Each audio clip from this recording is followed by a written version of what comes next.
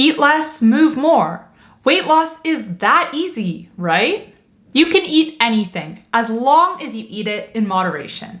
I think most of us know from experience that weight loss is a bit more complex than that. Sure, you can dumb it down and say all that matters is that you're burning more energy than you're consuming. But this simplification does not take into account the satiety levels of different foods and how they impact our hormones. Certain foods are better than others when it comes to weight loss. And spoiler alert, lower calorie foods are not always better. So in today's video, I'm going to be giving you 5 of the best foods you can eat for weight loss.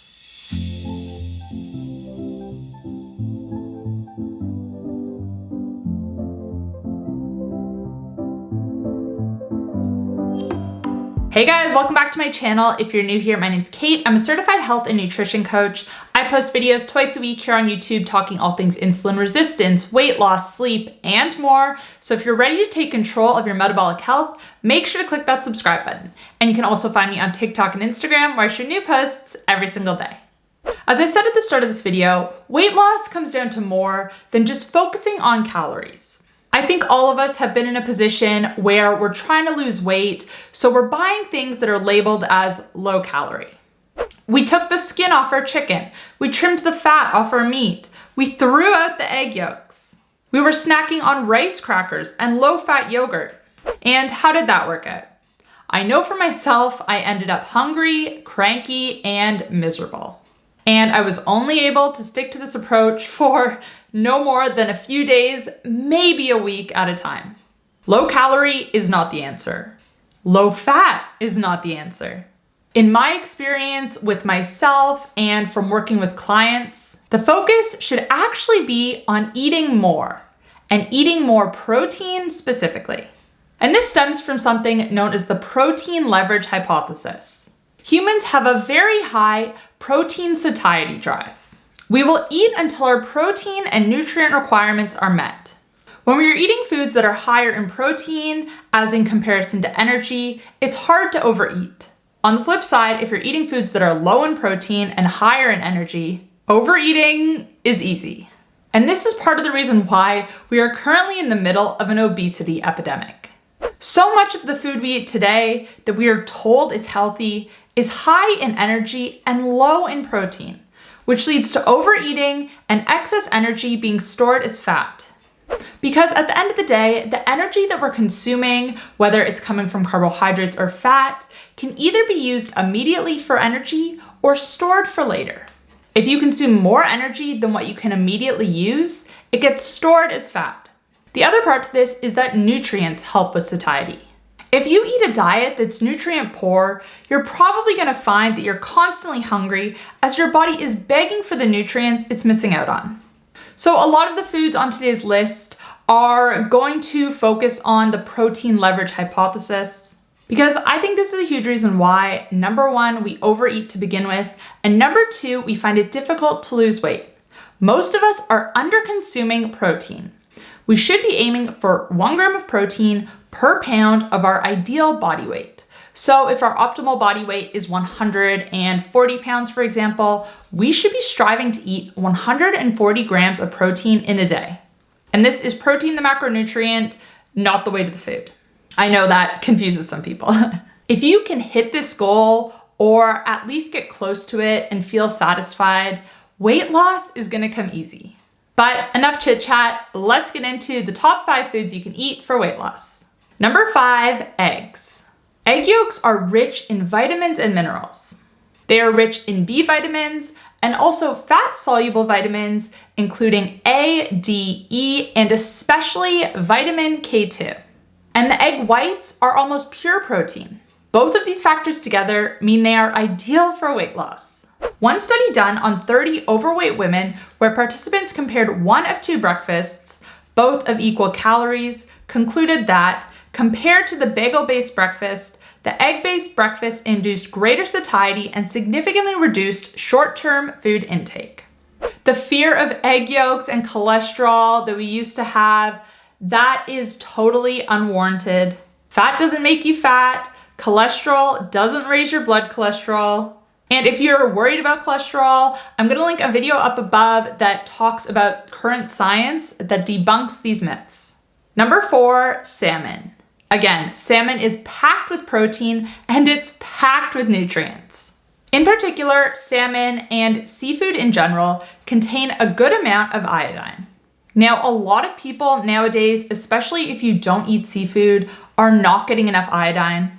And one of the consequences of this is thyroid dysfunction. Iodine is required for thyroid hormone to be created. So if you're not getting enough iodine, then your body's not going to create enough of this hormone.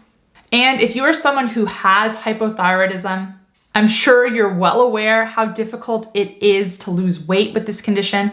So making sure your thyroid is functioning properly is super important. And eating foods rich in iodine, including salmon, can help you to meet your needs. I also have a whole video on signs you're iodine deficient and other ways to boost your intake, which I'm gonna link above. Number 3, butter and ghee.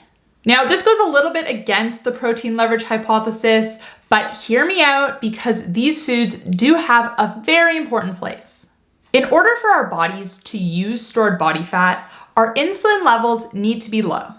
Insulin is the hormone that's responsible for transporting excess glucose or sugar from our bloodstream to our cells. Now, whenever we eat, insulin is released, but some foods trigger more than others. Now, this isn't a bad thing by itself, but it becomes an issue when we're constantly eating throughout the day and we're constantly eating foods that trigger a lot of insulin to be released. Because of this, a lot of people have high insulin all throughout the day, and like I said, when insulin is high, we're storing fat and not burning it. And these high levels of insulin will ultimately result in us becoming more and more insulin resistant. And the more insulin resistant we become, the higher our insulin levels remain. And both of these factors contribute to making it difficult to lose weight. And this is important for us to know because 4 out of every 5 American adults has insulin resistance, although in a lot of cases it goes undiagnosed. So what I'm getting at here is that a huge part of losing weight is addressing underlying insulin resistance, which most people have. And the best way to do this is to eat less frequently, which means not snacking in between meals and potentially incorporating some intermittent fasting into your routine. Because ultimately, the way to reverse insulin resistance is to keep your insulin levels low as often as you can. Now, here's where butter and ghee come in. They are very low on the insulin index. They only trigger a tiny amount of insulin to be released when they're consumed. So for a lot of people, when they first hear of intermittent fasting, it sounds a bit overwhelming. The thought of skipping breakfast sounds a bit scary.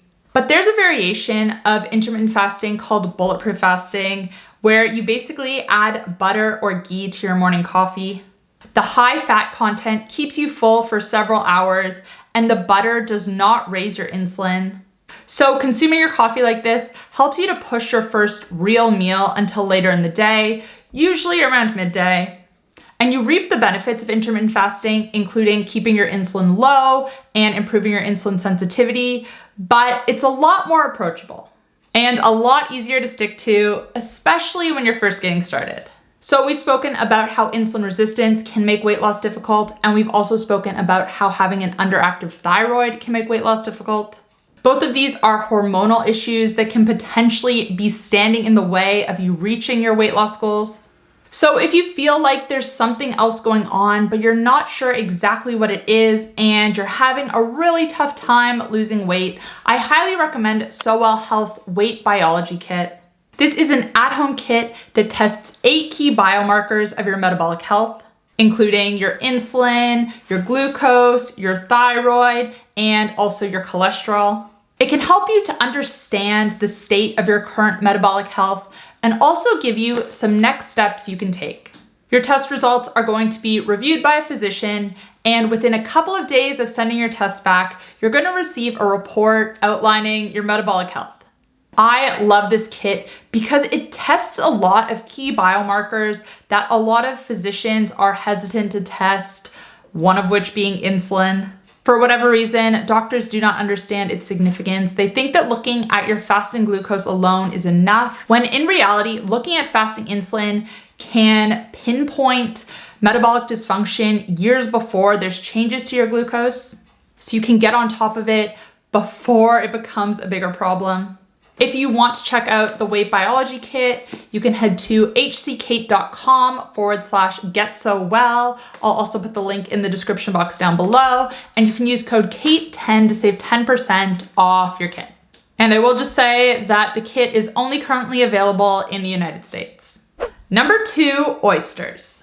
Now, this is one you might not have expected to be on my list, but I had to give a shout out to oysters because of their extremely impressive nutritional profile, especially when it comes to zinc. A serve of 8 oysters has over 6 times the daily recommended intake for zinc. And the reason zinc matters is because it's an essential component of over 300 enzymes that synthesize protein, fat, and carbohydrates.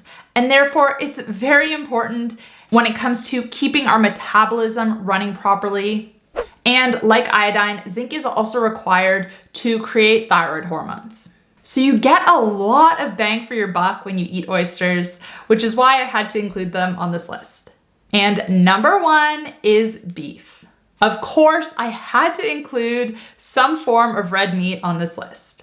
Now, beef and red meat in general have a bit of a bad reputation, which is completely unwarranted.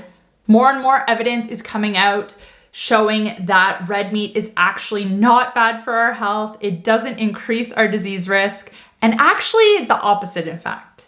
A 2020 meta-analysis concluded that whole fat dairy, unprocessed meat, eggs, and dark chocolate are saturated fatty acid-rich foods with a complex matrix that are not associated with an increased risk of cardiovascular disease. The totality of available evidence does not support further limiting the intake of such foods. So if you are someone who is avoiding red meat because you think it's unhealthy and you're on a weight loss journey, the good news is you can add it back in. It's great for weight loss because it is extremely rich in bioavailable protein and also vitamins and minerals.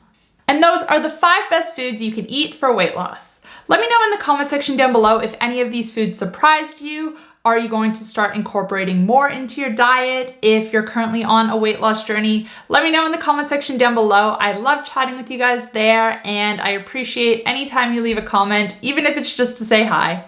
And remember to check out So-Well Health's Weight Biology Kit, which I will also put in the description box down below. If you did enjoy this video, you might also enjoy my video on whether or not carbohydrates are bad for weight loss. You can check it out here. If you want to catch up on my most recent upload, you can find it here. And if you want to check out my coaching programs, including my 7-day insulin resistance masterclass, you can find that here. Thanks guys, I'll see you next time. Bye.